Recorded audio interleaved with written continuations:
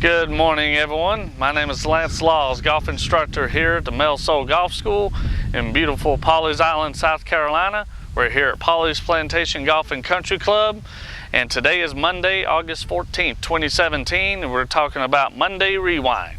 So this is the time where we talk about all of the events that happened with all of the tours in the past weekend.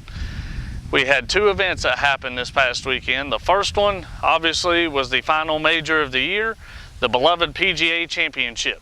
It was held at Quail Hollow Golf and Country Club in Charlotte, North Carolina, one of my former hometowns. Very loving golf course and a true test for the PGA Championship. During the final round, there were as many as 15 golfers that had a good chance at winning this tournament.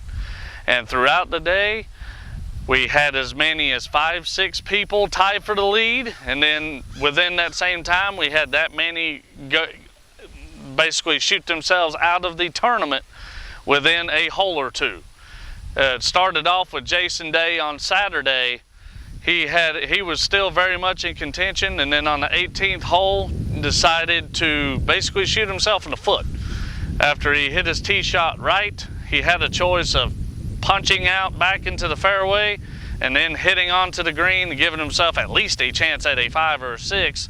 Instead, he tries to be the hero one day too early, hits the second shot into a grandstand basically on the right, has to take an unplayable, hits the next shot in the heaviest part of rough on the golf course, then hits the next one short, and then manages to make a nice snowman 8 on the final hole to basically shoot himself right out of contention.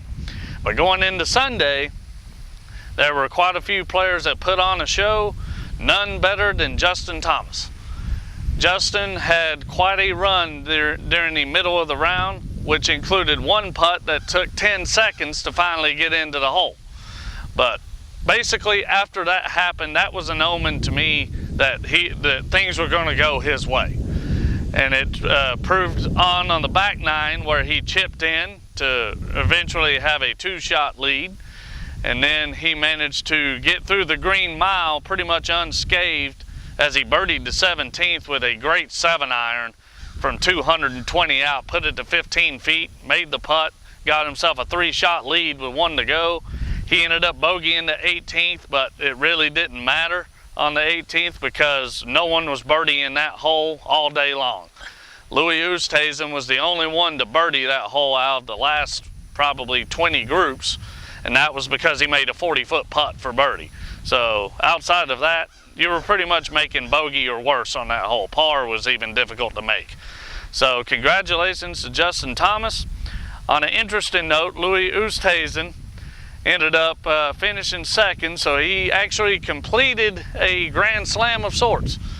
He managed to finish runner-up in all 4 events. So yeah, there was a consolation prize there for Louis Oosthuizen, as he's now known for finishing second now in all 4 majors, even though he has a major under his belt. He did win the Open Championship at St. Andrews in 2010, but nonetheless, congrats to Louis on that. Maybe here eventually he will actually break through and get another major here soon. The second event was the U.S. Women's Amateur, and I want to talk about this particular tournament because of a certain 13-year-old who set an unprecedented feat. During the quarterfinal match, she was she went through 18 holes that had to go extra holes.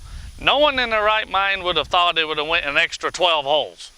So they ended up playing 30 holes for this particular match, and on the 30th hole, or the 12th playoff hole, the 13-year-old Cheyenne Wu was her name. She managed to finally get the victory over her opponent on the 30th hole. So after that, I would have been completely exhausted. I would have even been able to play another hole the next day.